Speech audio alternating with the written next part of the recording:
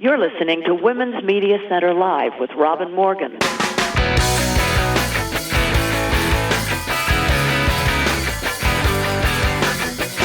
Welcome to Women's Media Center Live. I'm Robin Morgan.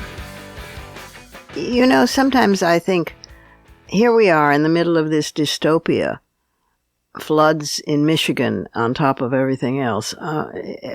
How did we get here? How did we get into this place? What are we doing? And then I realized the only answer to what are we doing is our very best. We're doing our very best. Some of us are, at least, not the Trumpists. But each of us otherwise, in our own way, in our own time, trying to do our very best. In the light of that, and to keep you going as well, I hope, we have a very rich program for you today. Judy Chicago is with us as my special guest for the conversation, the first in-depth conversation we've had about each other's work in quite a few decades. And there's a tweak just to keep us all on our toes during lockdown and during the even more frightening period of ending lockdown. To keep us on our toes, a different slant in fighting words. So all that's yet to come, but first, and of course also there's the surrealism corner, don't want to forget that. First, before any of that, we need to go inside the headlines.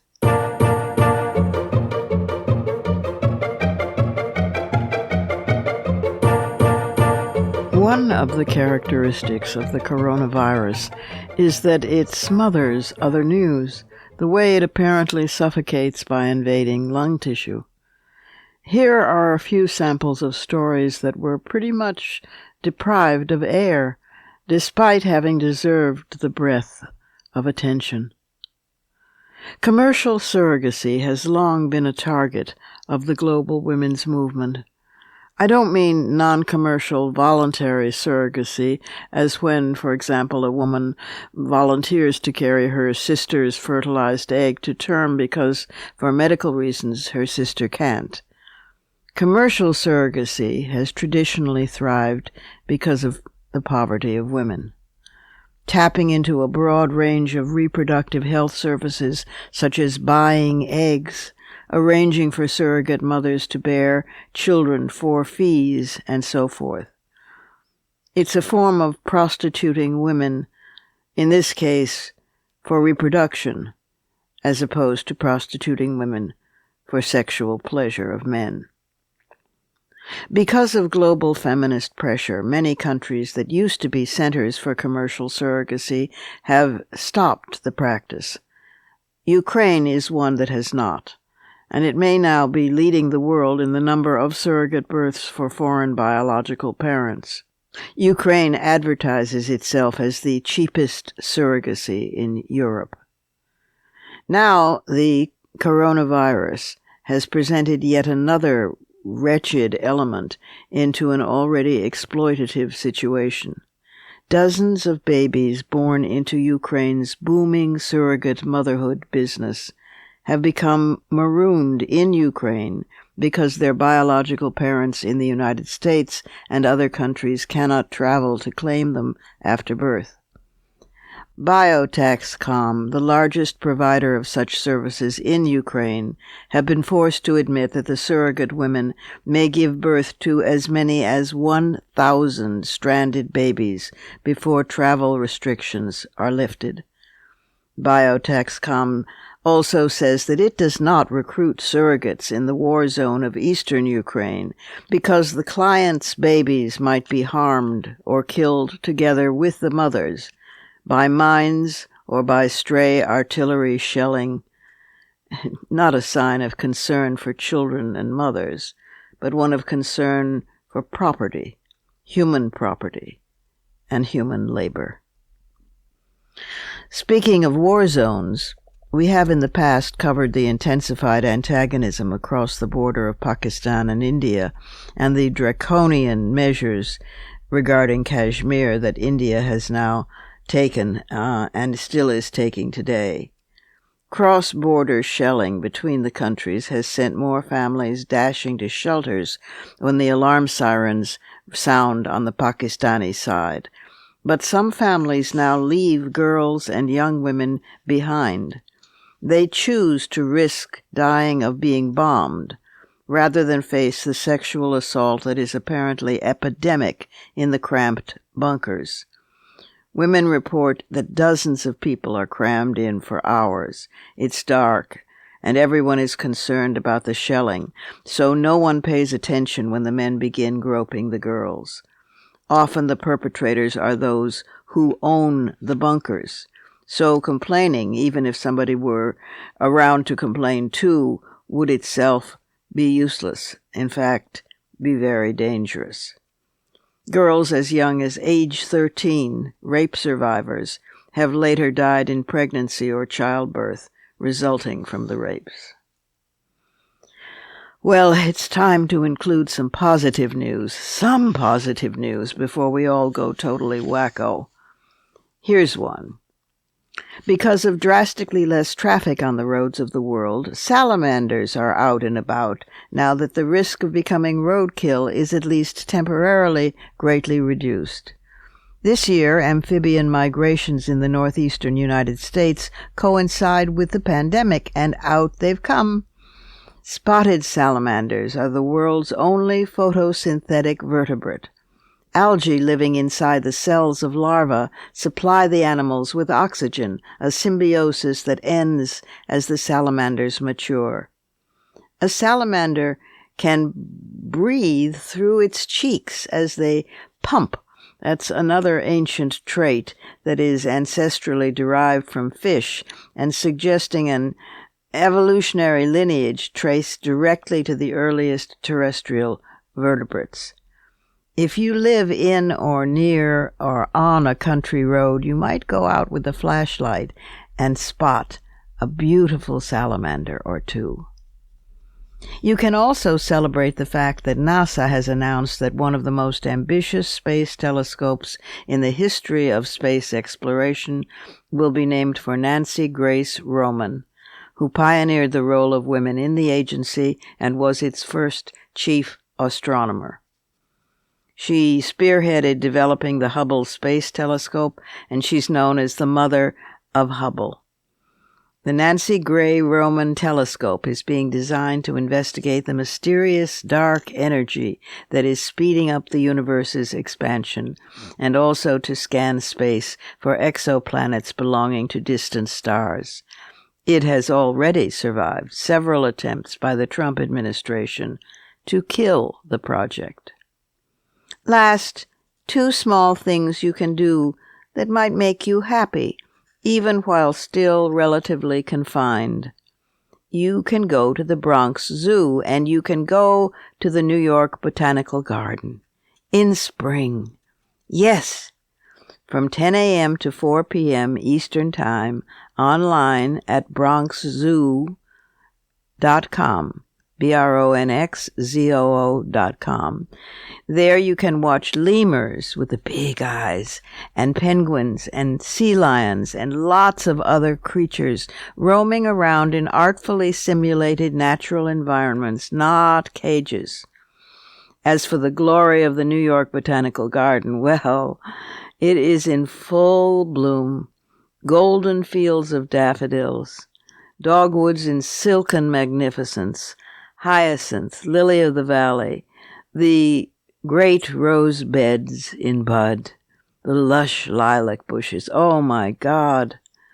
Yes, you miss the heady fragrance, but the sight of such beauty is thrilling, and you can exercise your imagination as to how it smells. Just go to NYBG, New York Botanical Gardens, nypg.org. With our species in multiple crises of our own making, I find it inspires hope to gaze at the indifferent splendor, however also imperiled, of fauna and flora without our presence.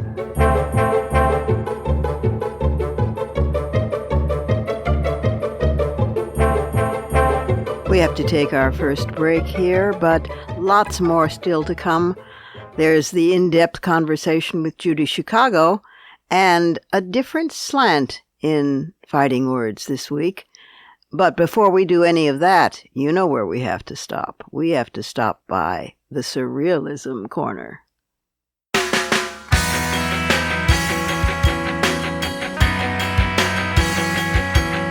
Subscribe to this program on your favorite podcast platform and leave us a review. Follow us on Twitter at WMC Live, like our Facebook page at facebook.com/WMC Live, and visit us at WMClive.com for more information about our show and our guests. You're listening to Women's Media Center Live with Robin Morgan.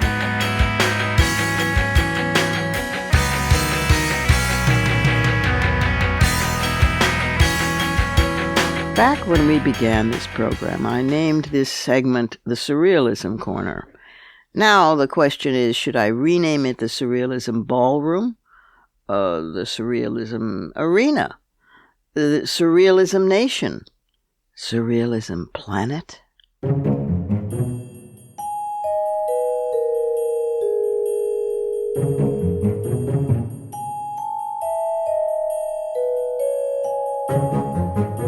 Trump casually announced that he himself was taking hydroxychloroquine to avoid getting COVID-19.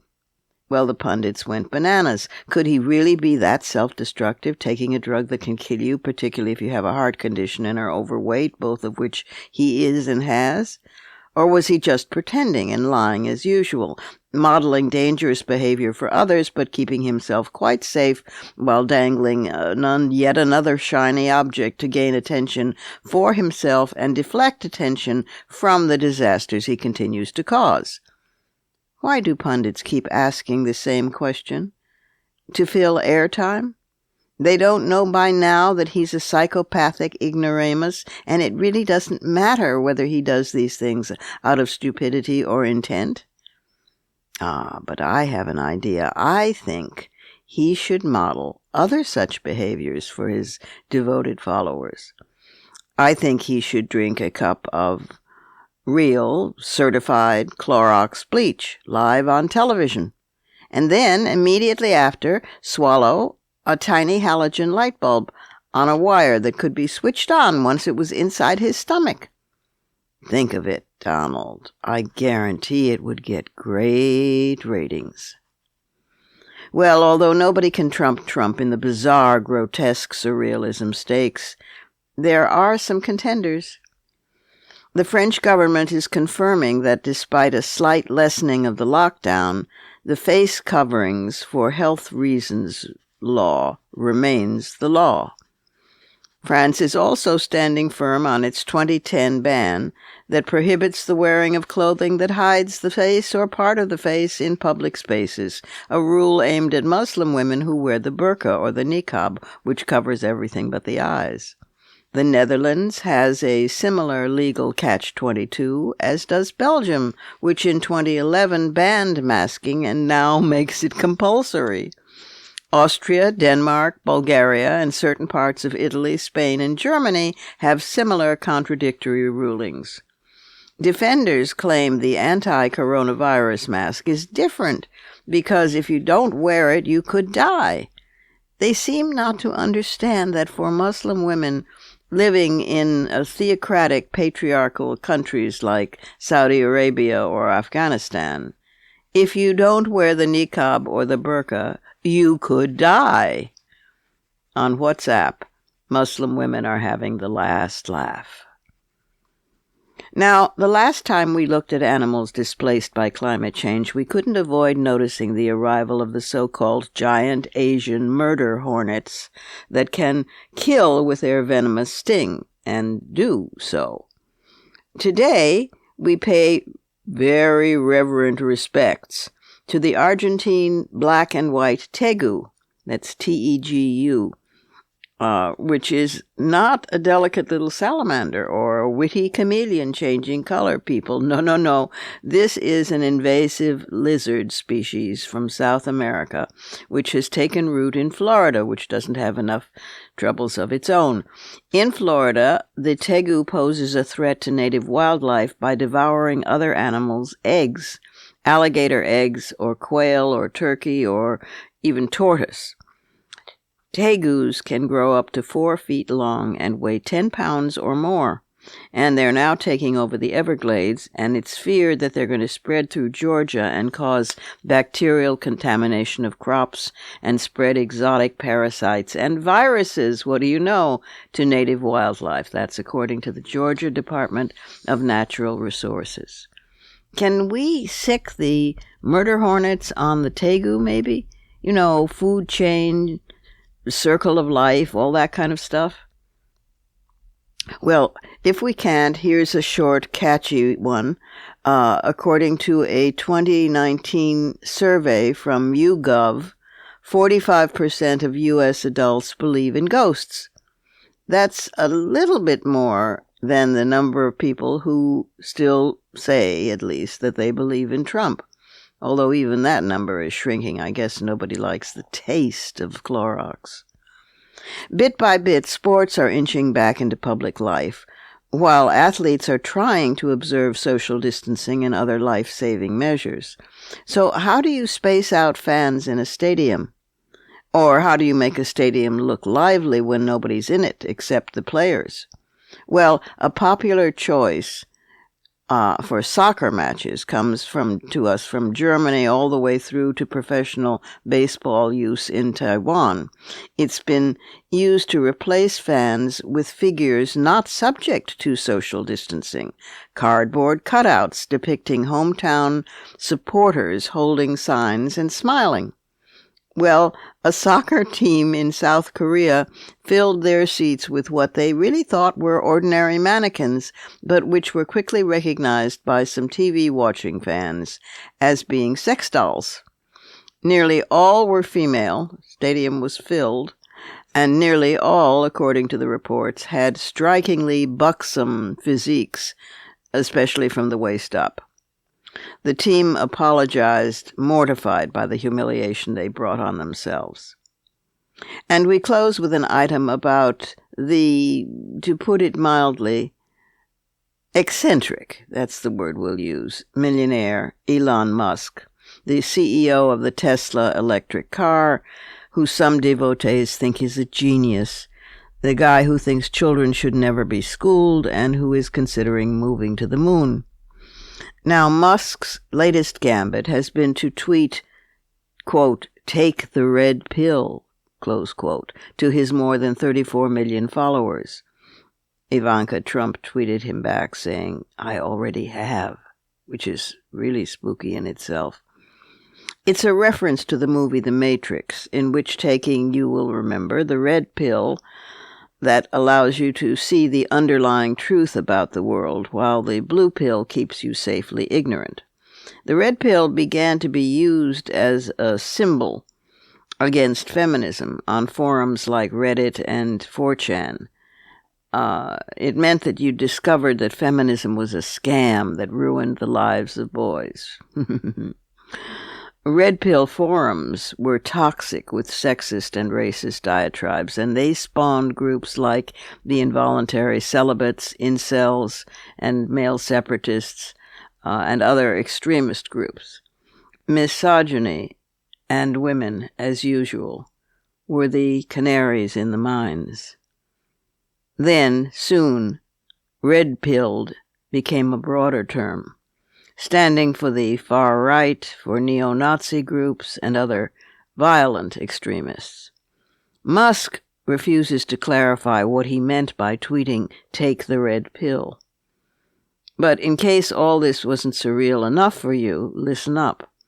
This month, Musk and his girlfriend, who is a musician known as Grimes, had a child and named the baby boy XAEA-12. My heart goes out to little XAEA-12. That little boy needs all the sympathy he can get in such a surreal context.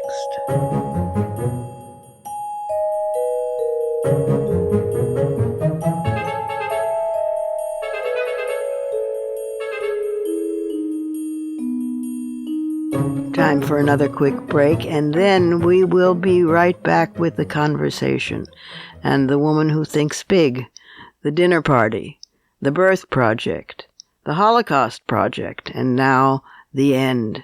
Not a small thinker, Judy Chicago, coming right up.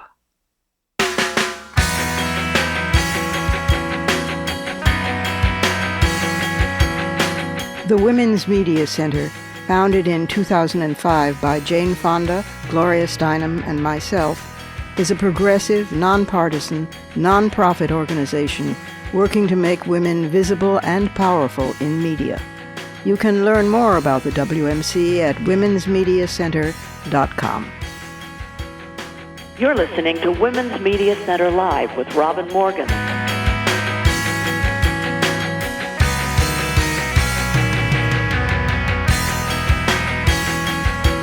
My guest for today's conversation is Judy Chicago.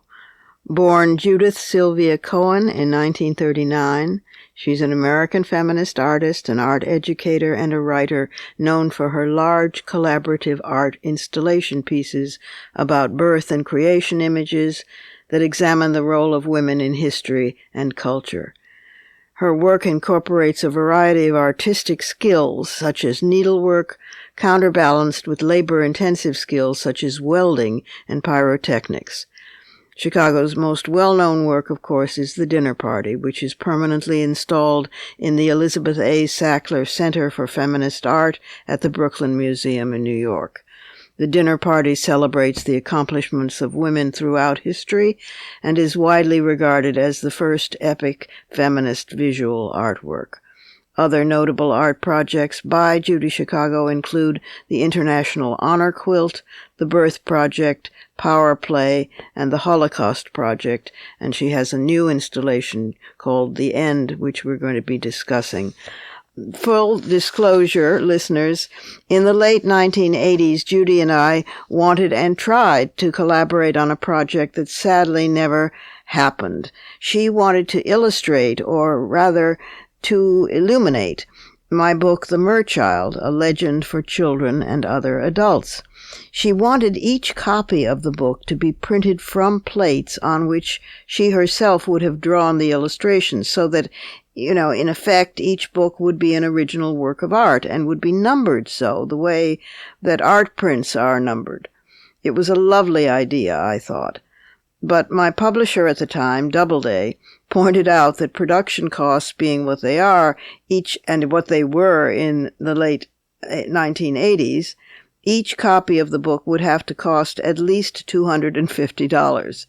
So, unfortunately, that collaboration never happened. Although, fortunately, The Merchild did get published in 1991 with a different illustrator and at a greatly reduced cost, and remains in print to this day. This is the first recorded conversation that she and I have had since those days, and it's a pleasure to share it with you, although, warning, you may hear one or two doorbell rings interruptive at one point. We're working from home during the pandemic. Here is Judy Chicago. Judy, my dear, welcome to the program. Thank you, Robin. Hi there. How are you? How you been?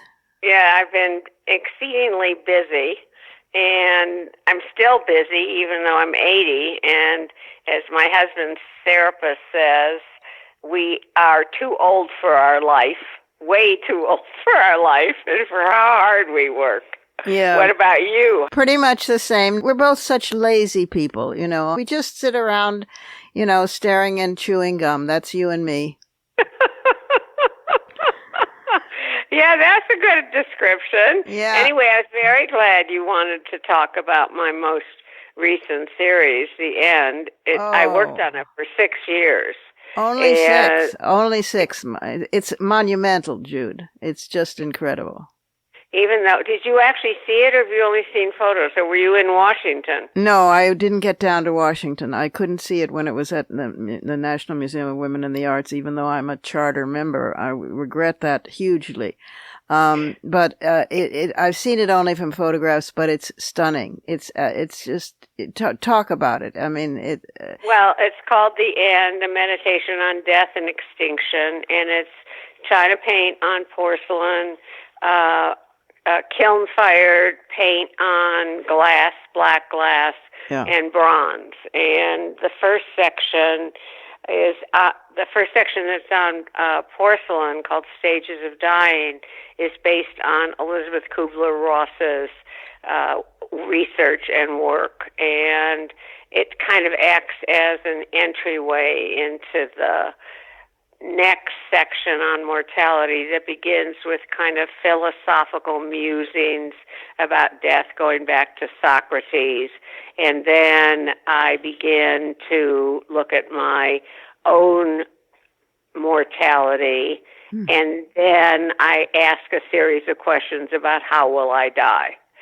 And the work is small and modest in scale. There's a bronze, a sort of traditional mortality relief in that section. The next section, in which the images get somewhat bigger, the extinction section, the reason being that in relationship to one's personal mortality, I mean, that pales in the face of what we're doing to other creatures. Doesn't it? So, yeah, the images get bigger. And that was really, it was like for the whole 2 years I was working on that, it was just unending grief. It's not just our treatment of other creatures, it's the scale of it. So, for example, there's one image called Finned that deals with the finning of sharks. Yeah. And, their fins are cut off for shark fin soup, and they're left to die. It's done when they're alive. And they sink to the bottom of the ocean floor where they can't swim, they can't hunt, and they simply suffocate. And we do it to 100 million sharks a year. That's what's so staggering. And the other part of it actually has to do with the construct of masculinity and patriarchy and the violent way in which men act. Because if you think about that, it's primarily men who do the finning. Yes. It's primarily men who do hunting and poaching and slaughtering of animals. And so then we expect them to come home from this grisly work and be nice to their families? Not. They bring that same level of brutality to their life, to the planet, and to the world, the consequences of which we are suffering right now all over the world. Exactly. Not for nothing is there the phrase, the rape of the earth. The two are connected. I don't know how you got through the extinction section working on that without weeping every day and batting your head. I did weep all the time.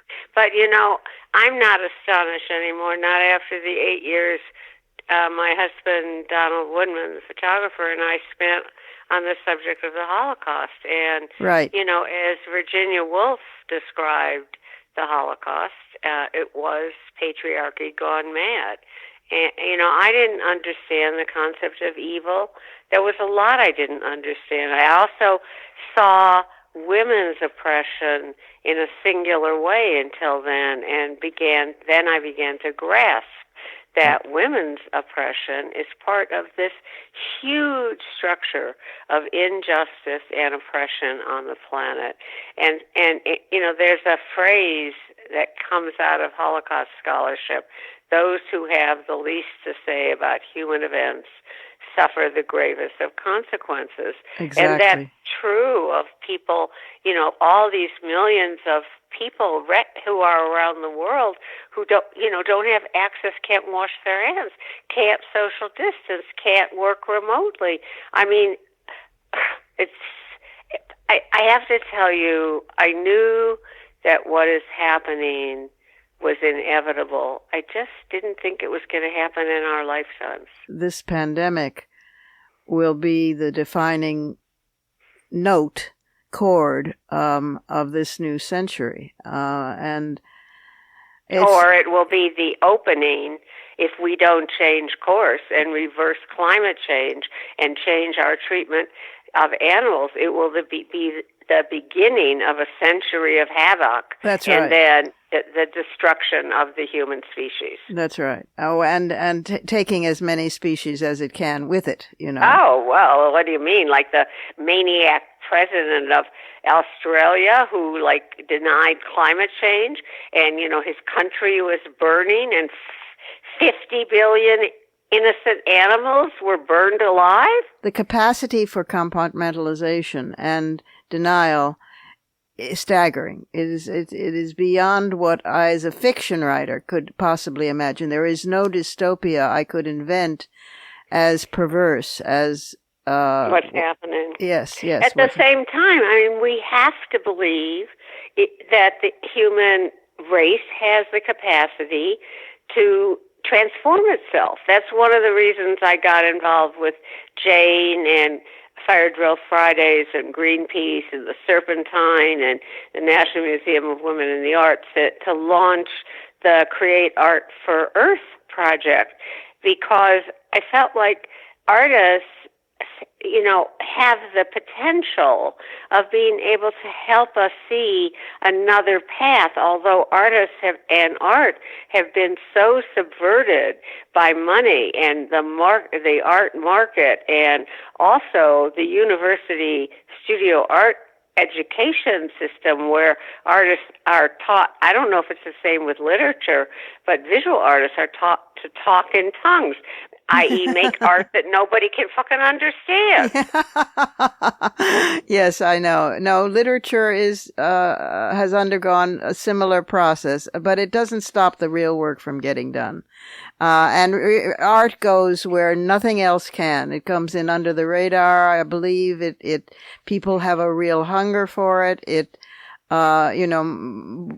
People write about a book that I wrote 20 years ago or yesterday from, in a language I cannot decipher from the other side of the earth. I don't know how. I don't know how it's reached them. I don't know how they came across it, but there they are, washing up like, seaweed on my website's beach. And it's so moving because the work keeps going on and reaching out and healing in its own way and giving voice to what otherwise could not be articulated. And I think this project, Jane, of course, is a dear friend and has been on the show numerous times, most recently talking about, again, Fire Drill Fridays and her getting arrested 5 times on her way to being 82. Nobody can say she's lazy either. No. And she's one of my co-founders, together with Gloria, of the Women's Media Center. But this project is quite wonderful because it's a coming together of 2 people that are my sisters and I admire and who are also fine artists in different ways. So it's beautiful. And it launched on Earth Day, did it?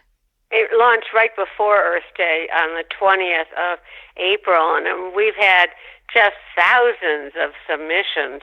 It's really very moving from all over the world, and there's some wonderful art happening. The only thing I haven't seen yet is one of the things I asked for is, as well as posting online, I wanted artists to use whatever physical space they had, their windows, their doorways, their balconies, and actually also make physical objects, because, the thing about the digital world is, in a way, it's not real. Right. And, anyway, so I'm very thrilled about that project. Right now what I'm doing is, and have been since February, is I'm working on a new book that combines my 2 autobiographies, and it's edited, revised, and then I'm going to bring it up to date. And speaking of Gloria, she wrote the introduction, which, I didn't even know until Gloria introduced me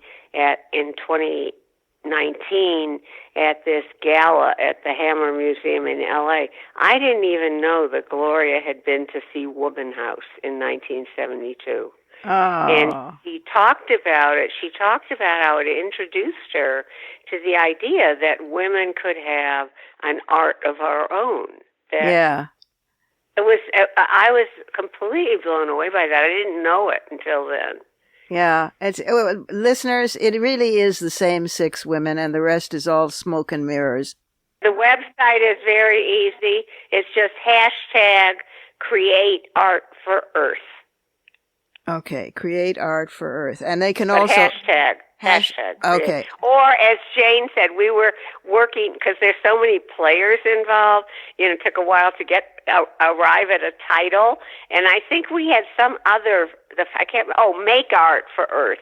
And then Jane said, Create Art for Earth, then it'll be cafe. And I'm sitting here drinking a cup of coffee right now. Always try to make an anagram mean something, that there you go. So they can also go to your website, of course, and to Jane's website. JudyChicago.com. They can go to my website. Right. Or Instagram,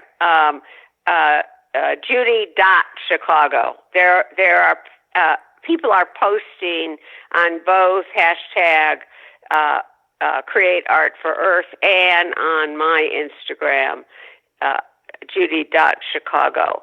But the other thing that I never, and I'm sure you've thought about this too, I never, in my wildest dreams, thought I would live to see everything our generation fought for in terms of reproductive rights rolled back, and so that young women are going to have to do it all over again. Did you ever imagine that? Well, of course not, but I don't think it's quite that they'll have to do it all over again. It seems like we're circling back, but I can tell myself anyway, otherwise I would slit my throat in the morning every morning.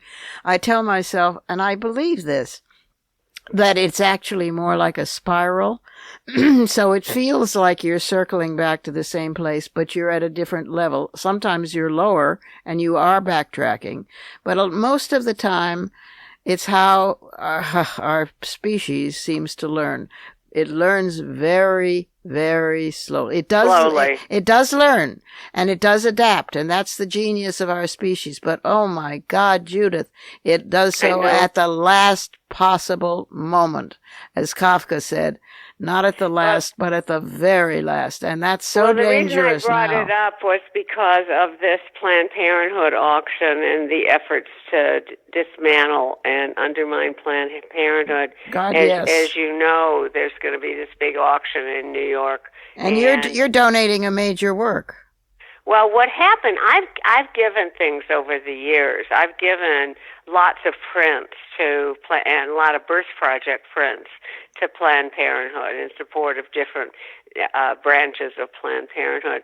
But this auction, artist auction, was actually, they wanted a more significant work, which I can't really afford to do. But many years ago, as part of the Birth Project permanent placement program, where we gifted work to institutions, thinking that we would intercede in the absence of images of birth in major museums and the absence of women artists in major museums. And we gave a major Birth Project work 30 years ago to the Rocky Mountain Planned Parenthood in Denver, and they've had it all this time. And so when I was approached, I said, well, maybe we had a contract with the institutions saying they couldn't de-accession work. They had to give it back to Through the Flower, because my small nonprofit sponsored the Birth Project and also undertook this permanent placement program. Right. And I said that we would release them if they wanted that piece, which is called Birth Trinity. It's a big but tie-dyed and batiqued and quilted image that's, I think, 14 feet long. And if they wanted to transfer its ownership to the, I guess, New York office or whoever is holding the auction. So that's what's happening. It's going, this is funny, it's going directly from the Rocky Mountain Planned Parenthood headquarters to Sotheby's in New York. Life's little ironies. I mean, it's hilarious. Yeah. Well, this is even funnier. Listen to this. Everybody's all excited about this piece. You know why? No, why? Not only is it a major Birth Project piece, of which there are not that many left, but it's the only work in the auction that has anything to do with birth. You're kidding. No. You're kidding. The rest. No, I am not kidding you. Oh, my God. Oh, my God. Irony lives. It's the only thing that lives. It together with entropy, it's the sole constant in the universe, irony. Oh, my God. No, because no other artist who donated work wrote about... Has worked on that subject, I guess. Oh, my God. There was a complete... when I started that project in the 80s, in 1980... I mean, now I know better. There have been other artists who've worked on the subject, but this is another form of the erasure that I discovered when I was working on the dinner party. Yeah. And, the cycle of erasure where women came forward and then they were erased from history. Right. But this is a different type of erasure. This is the erasure of subject matter that male-centered art world has not deemed important. Right. Well, yes. Well, you certainly find the same thing in literature because men have been inserting their rods and staffs and other hyperbole and euphemisms for their penises into poems all along. But the first time women in the 70s when I wrote Monster and used the word vagina in a poem or clitoris or even dish rag or diaper, it was considered, these are not words that are poetic. These cannot be in a poem. So it's a different reality inhabited by different artists. And there's a particular push, a lot of genius exerted on keeping one reality muted and silenced. So I'm not surprised, I suppose, now that I think about it, that the only painting, the only work of art in a show to benefit Planned Parenthood in an auction that's about birth, oh my God, is by you. Anyway, Robin, so you've been writing, working, and making trouble since the last time I saw you, huh? That's what I know how to do, yes, darling. I've been writing more books. The novel is, I think, the best prose that I've done ever, and I think Dark Matter, which is the new book of poems, a year ago, is the best poetry I've written, although it also, right up there with the end, is not tippy-toe, happy. It has joy, but happiness not necessarily. And those are very different things, as we well know. You go through grief to reach joy. And I'm now readying a new edition of Sisterhood is Powerful, because it's 50 years. Could you believe it? It's the 50th anniversary of Sisterhood is Powerful. That's incredible. So that's coming back in a facsimile edition, and I have to write a new preface that's coming out next year. And the poems go on no matter what, and I'm thinking of starting a new novel, and I'm very grateful, as I know you are, to be an artist, in my case working with words, because I don't know how people who aren't get through the day. I admire them for that, but it is such a challenge and a comfort and a refuge to be able to, through one's craft, make something out of what we're surrounded with. Don't you find? I agree with you, Robin. When did I see you last? It's really, I think you're right. I'm sure it's 30 years, right? No, it's more recent because there was a show at the Brooklyn Museum when Liz Sackler became the chair of the board. A wonderful feminist and a philanthropist and an art activist. And I went to be there to honor her, and there you were. I mean... I remember that. Yes, I remember that. And the Guerrilla Girls took a picture of the two of us together, and then somebody took a picture of the three of us together, and somewhere I have that God knows where. Well, it's great to talk to you, and just keep on keeping on there, Ms. Robin. That's what we'll do, and you do the same. Take care of yourself, stay safe, make art, make trouble, and thank you for being with us. Thanks. Bye. And let's take one last final break before I return with some fighting words.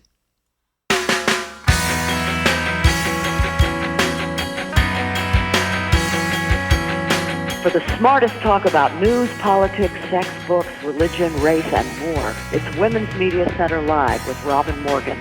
Audacious, witty, provocative, informative, and fun. It's Women's Media Center Live with Robin Morgan. Talk radio with a brain.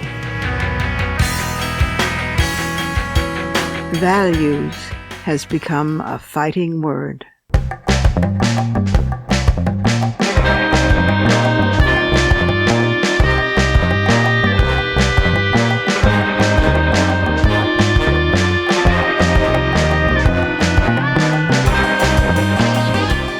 I don't often write or speak about values because value and values both are abstractions. They're arrived at subjectively, and these days they're bandied about by the extreme right and by religionists as if they had trademarked them. But today I'll indulge in philosophizing a bit because I've been thinking about values lately as the country goes through this ordeal some call opening up. You know, there's a saying that crisis does not build character, it reveals it. Well, values are the character of a nation, of a society, and in this crisis, ours is decidedly being revealed. Trump and his followers claim that the real folks, white, male, and working class, are eager to get back to work, that it's only the elite egghead intellectuals on the coasts who want to go slow until it's safer with better precautions in place. Yes, hilarious. Trump posing the situation as a class struggle.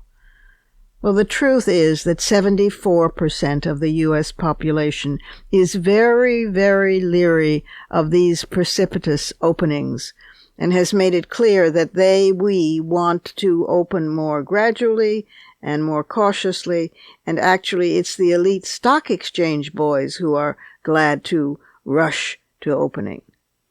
The truth is that Trump had to mount his demagogue's pulpit to urge his troops that this was a matter of their personal freedom.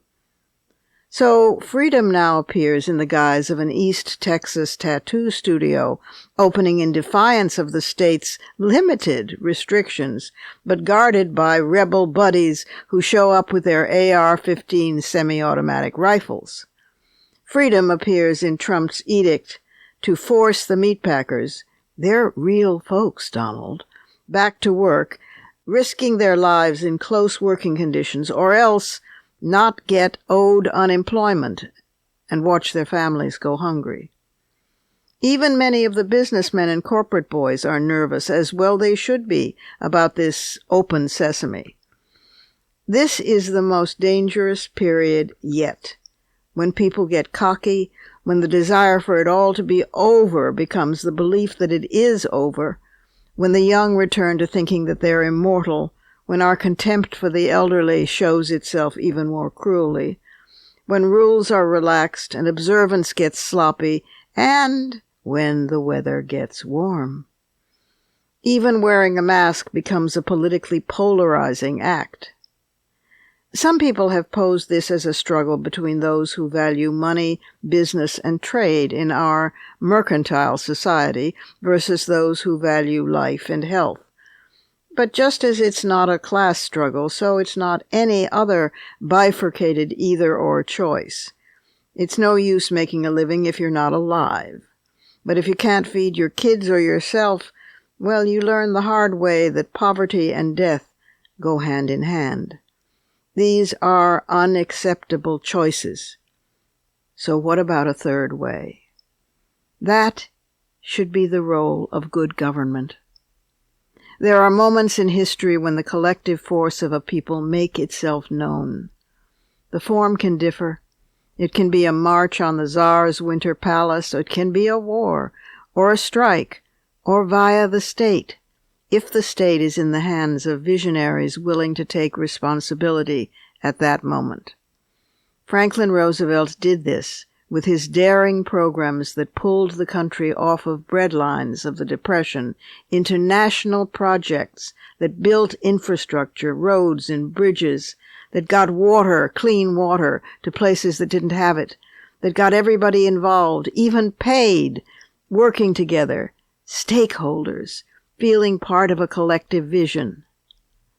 It's neck and neck in those moments, because at the same time the people are trying to speak with one voice, There are dictatorial voices trying to manipulate the people.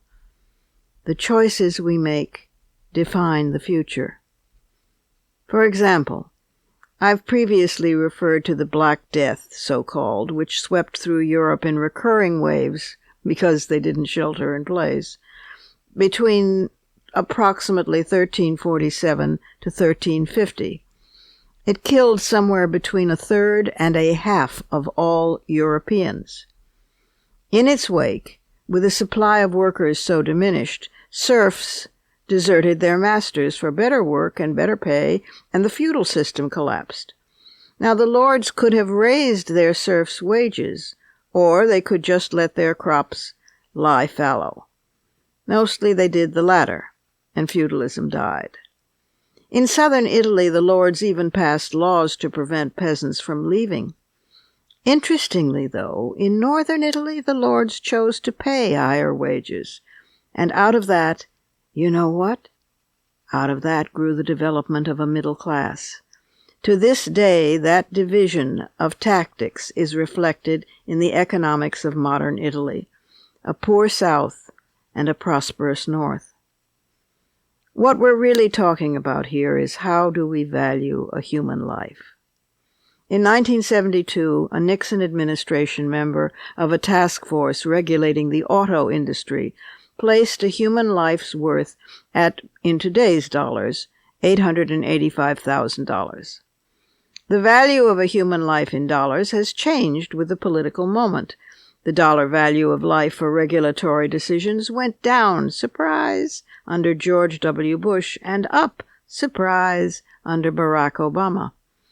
The World Health Organization has a formula, starting with dividing the annual GDP of a nation per person.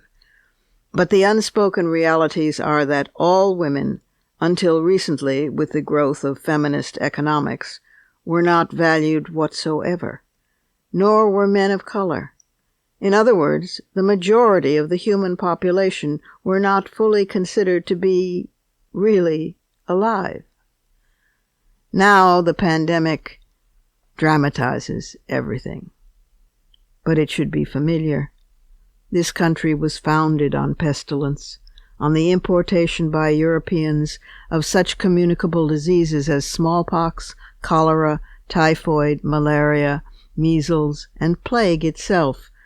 The discoverers and the colonists imported these diseases to the indigenous peoples of this continent who had absolutely no immunity to any of them, so that approximately 2/3 to 9/10 of the peoples in the Americas died. We must make of this current pandemic a reset. We can no longer tolerate being a people who value guns and gold over life and health, our own or each other, or that of the world's. The 74% of the U.S. population demanding that we go slowly and with care evidences a sign of hopeful change. Those are values we can literally live with. Those are my fighting words. Add yours on Twitter, and remember to tag us at WMC Live and use the hashtag Fighting Words.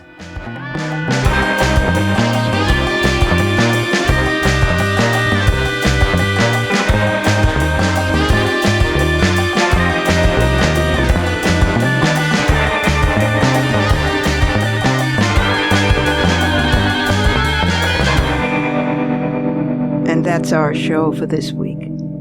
You can follow me on Twitter, Facebook, and now Instagram at The Robin Morgan, and you can check out my blog at robinmorgan.net and find my latest book of poems, Dark Matter, and my brand new novel, Parallax, wherever books are sold. Opinions expressed on this program do not necessarily represent the Women's Media Center. Here's the family for Women's Media Center Live. Executive producer as well as founding and sustaining sponsor, Regina K. Scully. WMC president and co-executive producer of this program, Julie Burton. I'm Robin Morgan, your producer and host. Thank you for being with us. Join us again next time on Women's Media Center Live.